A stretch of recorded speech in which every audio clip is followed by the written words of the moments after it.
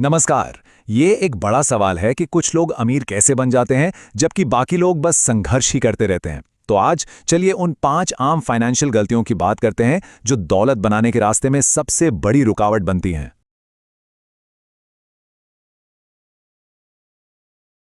चलिए सबसे पहले एक बहुत ही जरूरी सवाल से शुरुआत करते हैं।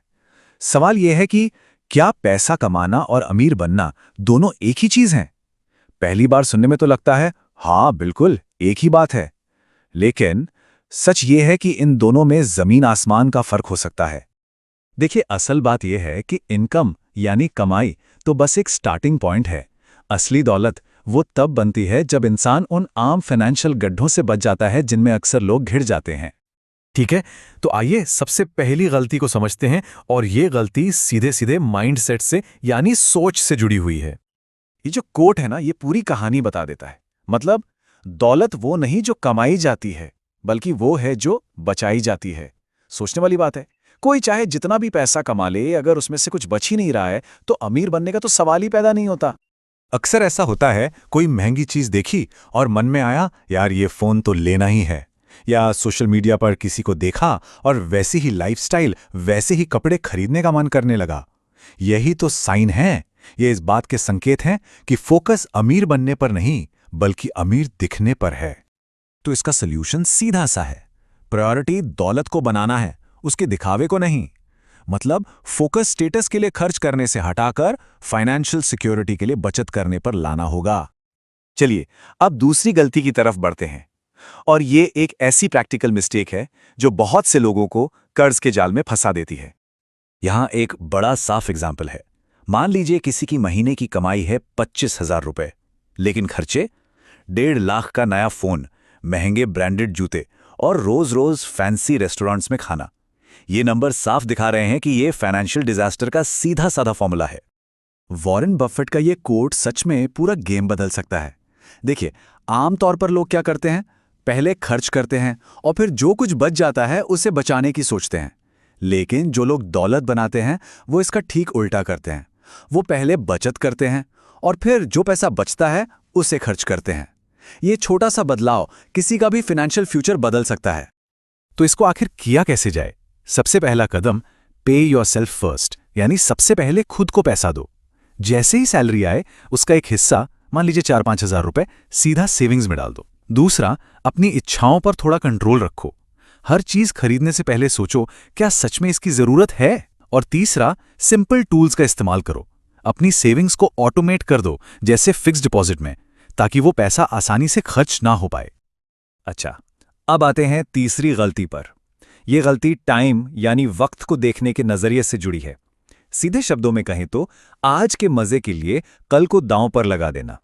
ये कोट उस अंदरूनी लड़ाई को बहुत खूबसूरती से बताता है जो हम सबके अंदर चलती है। हमारा आज का मैं फौरन खुशी चाहता है और इस चक्कर में वो अपने ही कल के मैं से चोरी कर रहा होता है। ये एक ऐसी जंग है जिसे जीतना बहुत जरूरी है। ये जो लिव फॉर टुडे या योलो वाली सोच है ना, सुनने में बहुत कूल लगती है। अरे अगर ये खर्च कर दिया तो क्या दुनिया खत्म हो जाएगी? लेकिन यही सोच दौलत बनाने की पूरी नींव को कमजोर कर देती है। ये बिल्कुल वैसा है जैसे फ्यूचर की सिक्योरिटी को आज के थोड़े से मजे के लिए कुर्बान कर देना। और यही सोच हमें ले आती है चौथी गलती पर, जो है अपने सबसे कीमती रिसोर्स यानी वक्त की कदर ना करना। ये एक अजीब पैराडॉक्स है ना? लोग एक एक रुपए को लेकर इतने सावधान रहते हैं, लेकिन वही लोग दिन के 8-9 घंटे सोशल मीडिया पर बिना सोचे समझे बिता देते हैं, या टीवी पर ऐसी न्यूज़ डिबेट्स देखते हैं जिनका कोई मतलब नहीं निकलता। सच तो यह है कि वक्त पैसे से कहीं ज्यादा कीमती है। पैसा तो और कमाया जा सकता है, लेकिन गुजरा हुआ वक्त वो कभी वापस नहीं आ सकता। और यहां एक बहुत गहरी बात छिपी है। लोग अपना वक्त देकर पैसा कमाने को तैयार रहते हैं, लेकिन पैसा देकर अपना वक्त बचाने में हिचकिचाते हैं, जबकि वक्त ही वो चीज है जो असल में नॉन रिफंडेबल है। और इसी के साथ हम आते हैं पांचवी और शायद सबसे जरूरी गलती पर। यह बात बेंजामिन फ्रैंकलिन ने बहुत पहले कह दी थी। अगर खुद में इन्वेस्ट करते हो तो सबसे अच्छा इंटरेस्ट मिलता है। मतलब सबसे बेहतरीन इन्वेस्टमेंट जो कोई भी कर सकता है वो है खुद अपने ऊपर। ये एक ऐसी इन्वेस्टमेंट है जो पूरी जिंदगी रिटर्न देती रहती है। इसका एक बेहतरीन एग्जाम्पल है रतन टाटा। उन्होंने अपना करियर टाटा स्टील में शॉप फ्लोर से शुरू किया था।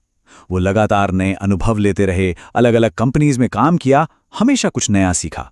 और इसी सेल्फ इन्वेस्टमेंट का नतीजा था कि वो आगे चलकर टाटा ग्रुप के चेयरमैन बने।